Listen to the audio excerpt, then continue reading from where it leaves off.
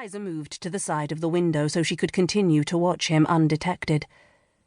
At 25 years of age, he was a full 9 years older than her, a disparity that seemed like a vast chasm of life experience that she did not possess.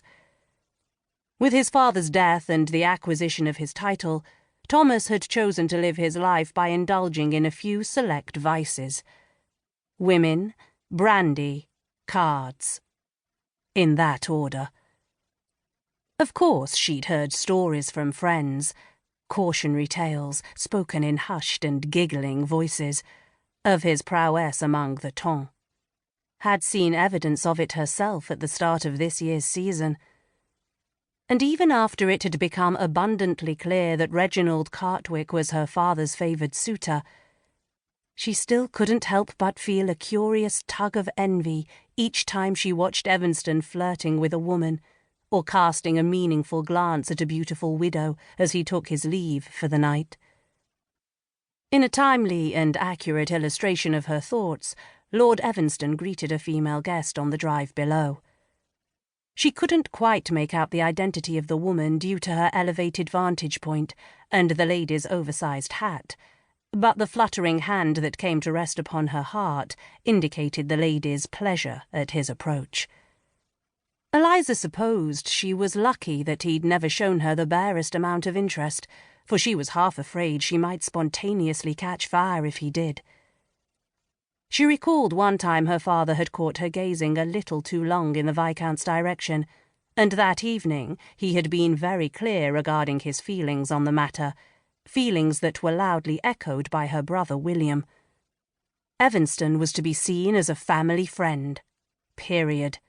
Anything more than that was not even a consideration. Tonight, her engagement to Mr. Cartwick would be officially announced, and this was absolutely for the best. He was a good man, a responsible, well-respected man. And she was happy. Tick-tock, tick-tock. There was the clock again, counting down her final minutes as the heretofore unengaged Lady Eliza Halstead. She would miss many things from this place when she left, but would be glad to rid herself of that tick-tocking reminder of the impermanence of life. Was there a grandfather clock at Greystone Hall? If so, there wouldn't be for long. A sharp knock at the door shook her out of her reverie, and she blinked in surprise. Her moment of privacy was at an end, and someone had come to collect her from her refuge in the drawing-room. Eliza inhaled deeply and crossed to the door, then twisted the knob and opened it. Lord Evanston stood before her. She choked in surprise. "Thomas, I wasn't expecting you." His lips curved into a knowing smile. "But surely you knew I was invited."